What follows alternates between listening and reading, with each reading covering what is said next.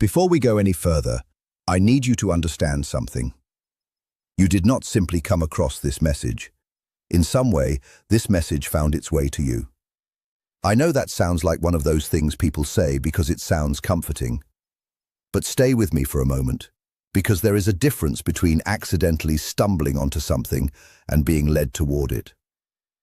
What is happening right now, in this exact moment as you listen to these words, is not just a random event.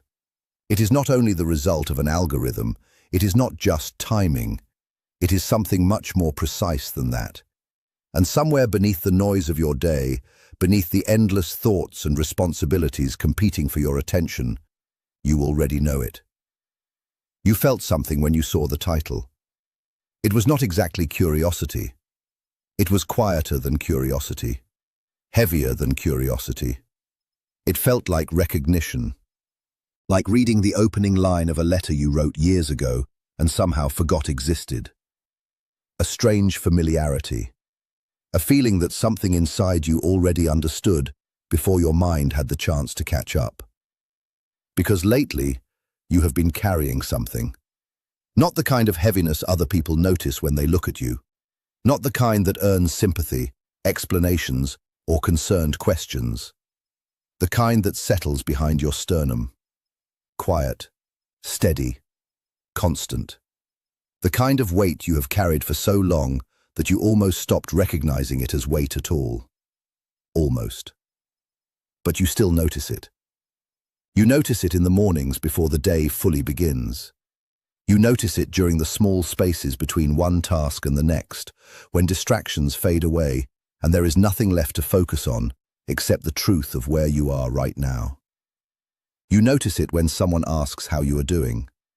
You smile, you say you are fine, and what you actually mean is far more complicated than that single word could ever explain.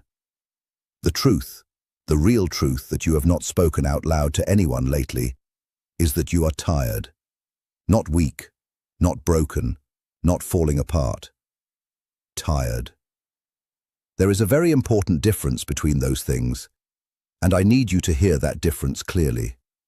Because the story you have been telling yourself about what this exhaustion means is not the whole story. Not even close. You have been doing the work. Maybe not perfectly. Maybe with moments of doubt. Maybe with setbacks that made you question how far you had really come. Maybe with nights when old feelings returned and sat beside you longer than you wanted them to. But you have been doing the work. You have been choosing yourself in ways nobody applauds, in ways nobody notices, in ways that never make it into the version of your story you share with other people. The moment you chose not to send the message, the morning you got out of bed, even though staying there would have felt easier. The evening you sat with painful emotions instead of running from them. The times you resisted reaching for your phone. The moments you allowed silence to exist without filling it with distractions. The choice you made again and again to keep moving forward, even when moving forward felt like walking through something thick, invisible, and resistant. Even when nobody around you could see how difficult it was. Those choices matter. They are not small. They are not meaningless. They are everything. The part of you that feels exhausted right now is not the part that is failing. It is the part that has been carrying more than its share for much longer than it ever should have had to.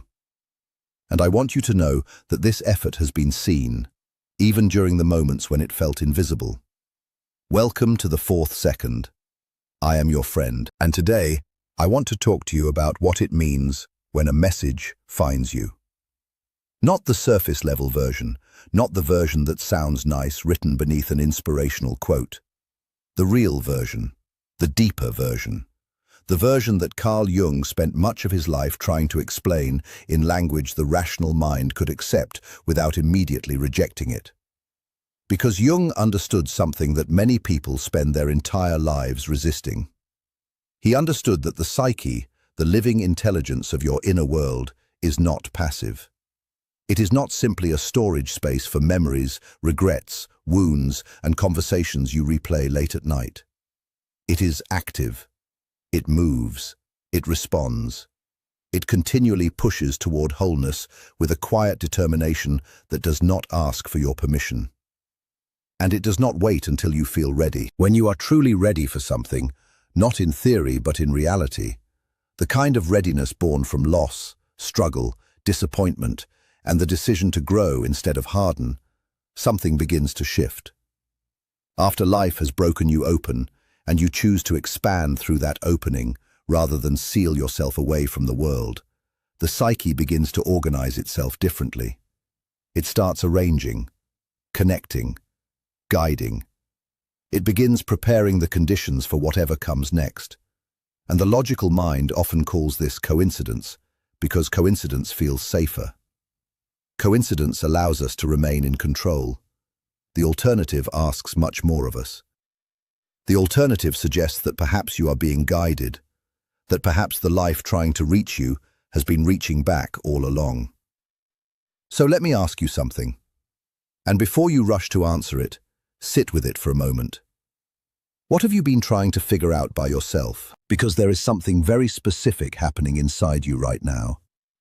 There is a version of your life that you have been holding quietly in your heart for a very long time. You have not been obsessing over it. You have not been gripping it desperately. You have simply been carrying it. The way someone carries something precious and fragile when they are not yet sure whether to hold on or let go. A version of your life where something unresolved finally finds resolution. A version where what has remained suspended between you and another person, or between you and the future you can almost picture, finally settles onto solid ground. You have not given up on that vision. But lately, in your most honest moments, when the performance stops and the armor comes off, you have started asking yourself difficult questions.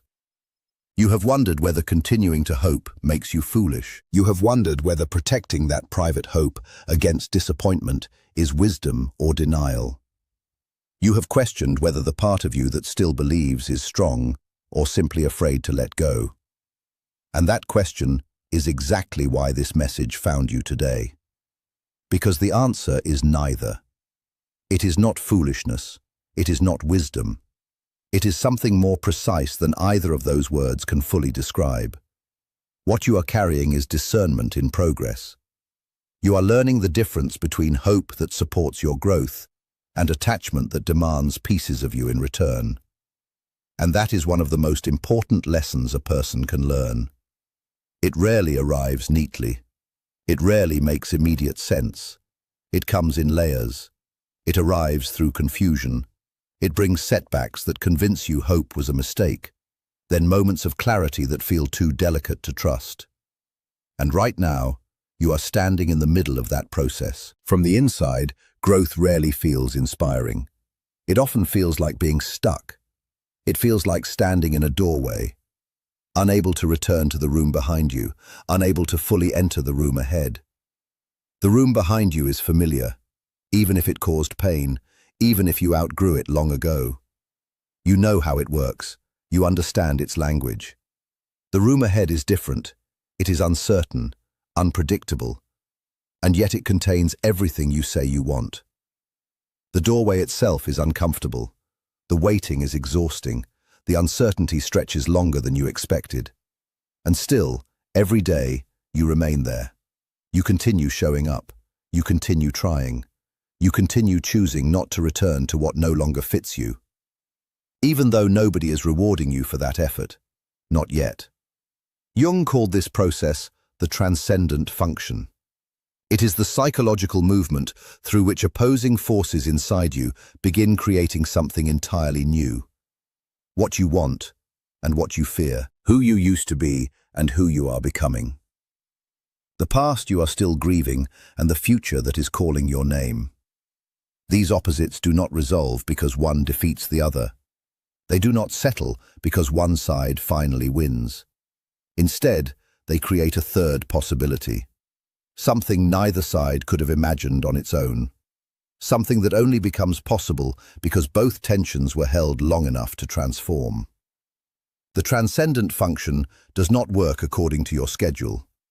It does not appear when you decide you are finally ready. It does not arrive because you have figured everything out. It does not wait until circumstances become perfect. It emerges when enough of the old structure has dissolved to create space for what is trying to enter your life. And that dissolving is often the part people misunderstand. Dissolving feels like stagnation. It feels like confusion. It feels like losing certainty. It feels like standing still while everyone else moves ahead. But the dissolving is not evidence that nothing is happening. The dissolving is the doorway. The pressure you are feeling right now is not the pressure of something ending forever. It is the pressure of something trying to be born. You are not stuck. You are in the middle of becoming. And becoming is one of the most disorienting places a person can live, because you are no longer who you used to be, but you are not yet the person you are growing into. Most days, you have to navigate the world from that in-between space without a map, without guarantees, without certainty that you are doing it right. And I want to stay here for a moment, because I think you need to hear this clearly. The in-between is not a mistake. The in-between is not proof that you failed. It is not evidence that life has forgotten you. It is not a sign that you are behind. The in-between is the work. It is the most important part of the entire process. And yet, it is the part that receives the least recognition. Because from the outside, it looks like nothing is happening. People who are living in the in-between often look completely fine. They go to work. They answer messages. They meet their responsibilities. They show up for the people who depend on them. They laugh at the right moments during conversations. They make plans. They keep moving through their days. And nobody knows. Nobody can see that beneath all of that, an entire internal reorganization is taking place. They are rethinking everything they once believed about themselves. Everything they thought they deserved. Everything they believed love was supposed to feel like. Everything they accepted because they thought they had no other choice. Everything they carried simply because they had grown used to carrying it. And they are beginning to ask themselves difficult questions. What am I no longer willing to tolerate? What burdens were never mine to begin with? What parts of me have been waiting for permission to exist? That reorganization is happening inside you right now. It is quiet. It is invisible. And it is one of the most sacred things about where you are in this moment. Now I want to talk about the other person, the one who has been on your mind, the one whose name still lives in a particular place inside your chest, a place you cannot always access, a place that sometimes opens without warning, at random hours, during completely unrelated moments.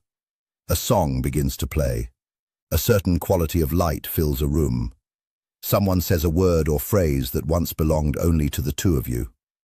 And suddenly, there they are again. I want to talk about them because they are part of this message too, not the center of it. You are the center of it. But they are part of the story. And what I want you to understand about them may be difficult to hear, especially if you are still in the part of this experience where the pain is loudest, where unanswered questions still sting, where silence still feels sharp.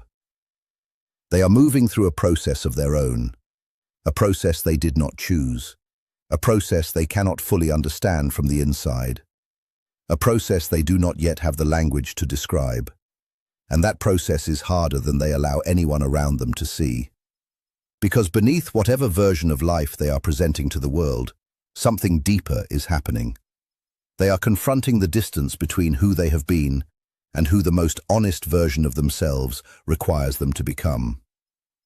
That gap does not close easily. It cannot be ignored away. It cannot be distracted away. It cannot disappear through busyness, new routines, or pretending to feel differently. It closes through reckoning. And reckoning asks difficult things of people. The face of that reckoning may look familiar. It may look like you. Not because you are responsible for saving them, not because your healing depends on their awakening, not because your life must pause while they figure themselves out. None of those things are true. But because you represented something real during a season of their life built on performance. A season filled with distance, careful management, controlled emotions, walls that kept everyone at arm's length. And the reality of what you offered them did not disappear simply because the relationship changed. The depth you brought, the presence you carried, the genuine attention you gave, the honesty you offered. Those things did not vanish. They went underground. And underground things have a way of making themselves known. Underground things continue growing. They move toward the light whether the surface welcomes them or not. I am not telling you to wait for them. I want to be absolutely clear about that. Because I know how easy it is to hear something like this and turn it into permission to put your life on hold. That is not what this is. What I am telling you is something much more important. The version of you that is rooted in her own becoming, the version you are building right now in the exhausting in-between, in the work nobody sees, validates or celebrates, is not in competition with love.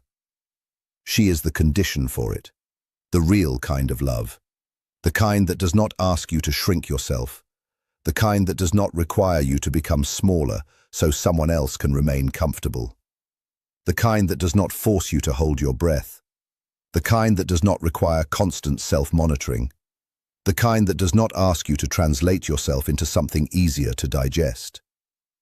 Real love can only meet you when you are standing fully inside the truth of who you are, without apology, without performance, without the constant anxiety that comes from needing another person to prove that you are worth staying for.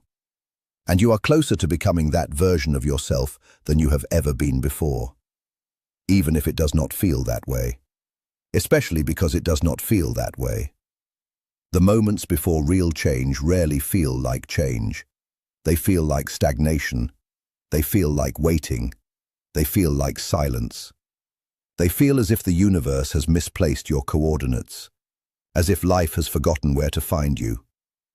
Jung understood this. He observed that the most significant shifts in a person's psychological life rarely announce themselves ahead of time.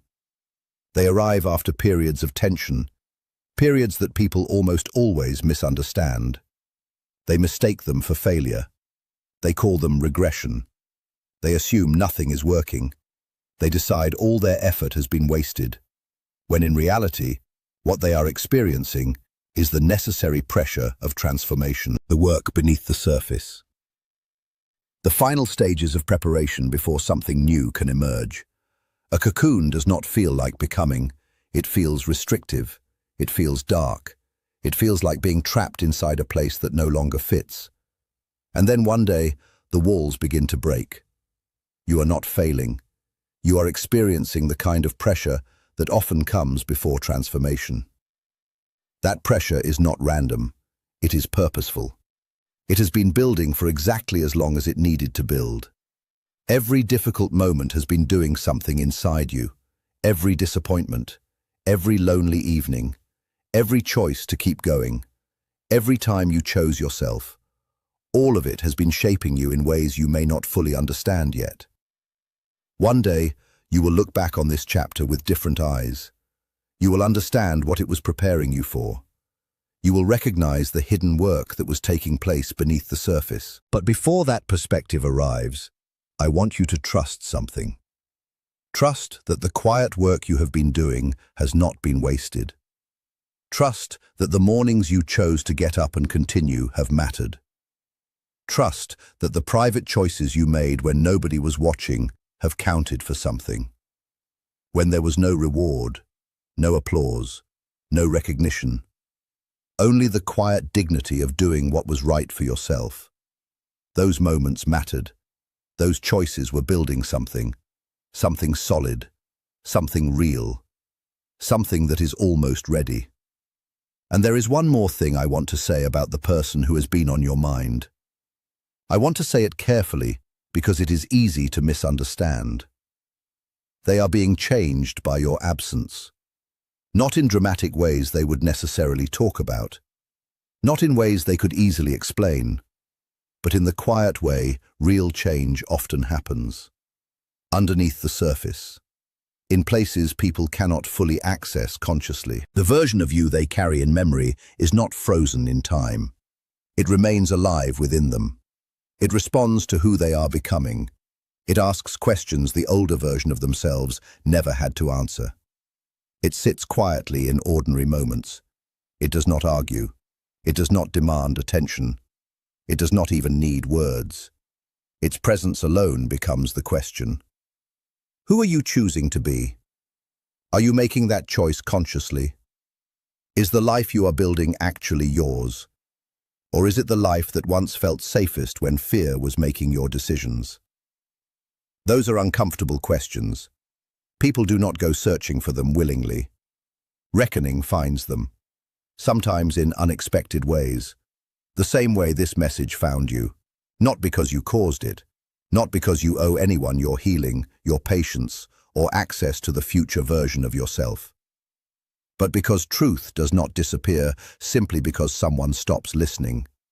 It grows louder. The harder a person works to suppress it, the louder it becomes. And they have been working very hard. It is beginning to show. But this is what matters most. This is what I need you to carry with you long after this message ends, long after today passes, long after whatever happens next between you and this person. Your healing cannot depend on someone else's timeline. Your becoming cannot remain parked in the waiting room of another person's process. That is not just advice, it is a psychological truth. The version of you trying to emerge, the grounded, whole, rooted version of yourself that this chapter has been shaping, cannot fully appear while your life remains organized around waiting for someone else to catch up. It needs your attention. It needs your investment. It needs your belief. It needs you to understand that your story is the primary story. You are not a supporting character in someone else's journey. You are the lead. You are the author. You are the one who chooses what happens next. And the beautiful truth beneath all of this is simple. The more fully you step into that role, the more you become the person the right connection can actually find. You are not becoming unavailable by healing. You are becoming visible. You are becoming clear. You are becoming rooted. You are becoming findable. You are not moving on by becoming whole.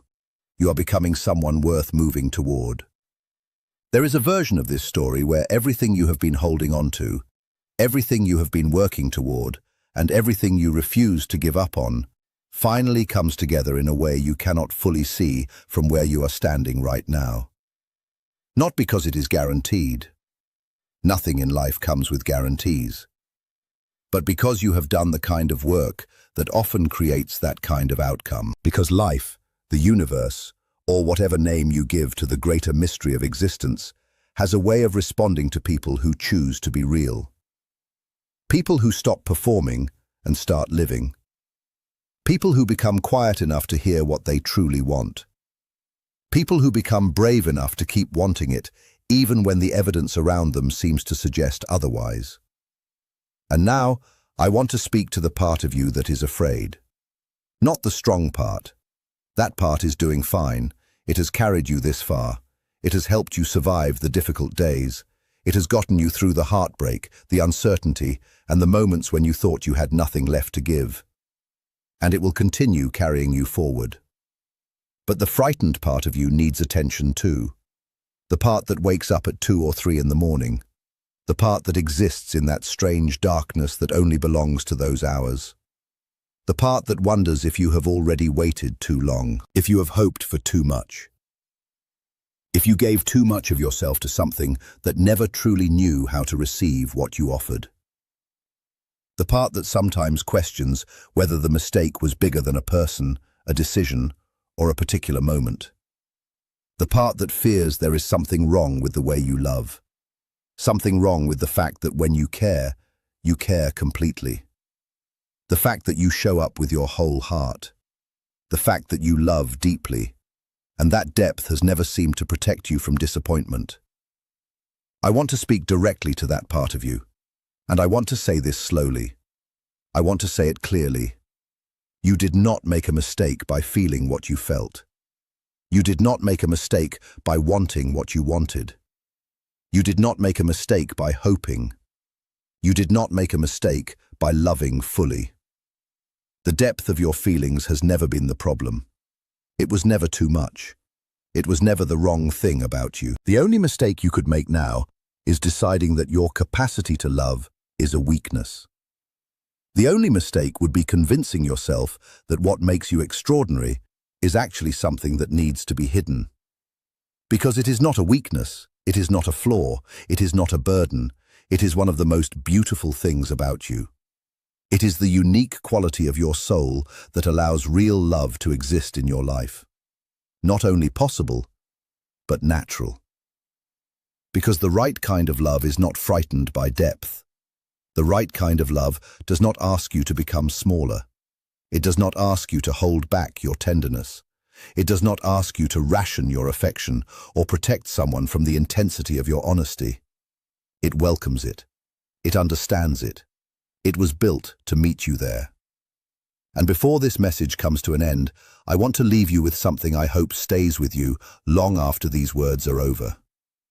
You are standing at a threshold. Not at the end of your story, even if life has felt like a series of endings lately.